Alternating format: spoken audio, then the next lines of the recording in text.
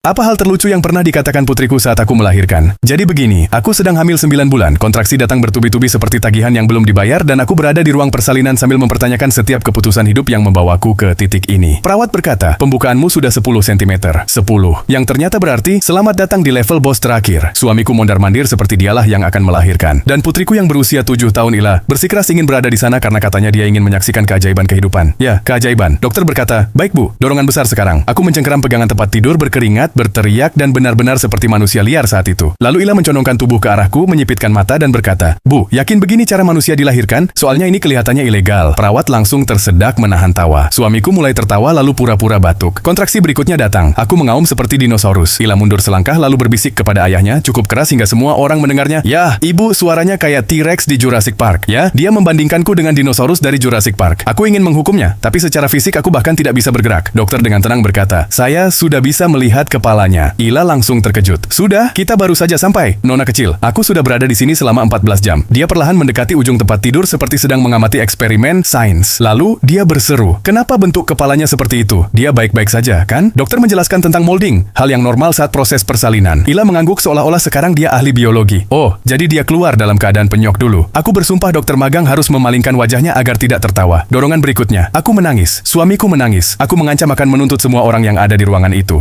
Lalu, Ila menatap ayahnya dan berkata, ya, setelah ini ayah berutang sebuah istana kepada ibu. Akhirnya bayinya lahir. Dia langsung menangis keras. Ila terkejut. Wah, dia berisik sekali. Bisa nggak volumenya dikecilkan? Perawat meletakkan bayi itu di dadaku. Aku menangis haru karena dia begitu sempurna. Lalu Ila mendekat memperhatikan wajah adiknya dengan serius dan berkata, dia mirip kakek. Percayalah, tidak ada ibu yang baru saja melahirkan ingin mendengar bayinya mirip kakeknya. Suamiku berkata, Ila, bilang sesuatu yang lebih baik. Dia berpikir lama sekali, seperti sedang menegosiasikan kontrak bisnis. Lalu berkata, dia kecil, jadi dia nggak akan makan banyak. Terima kasih. Itulah pujian. Belakangan, saat masa pemulihan, dia duduk di kursi rumah sakit sambil makan biskuit seperti baru saja selamat dari perang. Dia melihat adiknya yang sedang tidur di box bayi, lalu bertanya, jadi, kapan dia mulai bisa bicara? Aku menjawab, masih lama. Dia menatap bayi itu beberapa detik. Hebat, jadi sekarang kita punya teman serumah yang kerjanya cuma teriak dan nggak bisa komunikasi. Keren. Malam itu, dia naik ke tempat tidur rumah sakit dan berbaring di sampingku. Dengan suara pelan, dia berkata, Bu, tadi agak menakutkan. Aku bertanya, kamu menyesal sudah melihat semuanya? Dia mengangkat bahu sedikit, tapi ibu hebat. Lalu, dia berhenti sejenak dan menambahkan, aku tetap nggak akan melakukan itu. Kalau aku ingin punya bayi, aku bakal mengadopsi kucing saja. Dan sejujurnya, setelah persalinan itu, aku benar-benar mengerti maksudnya.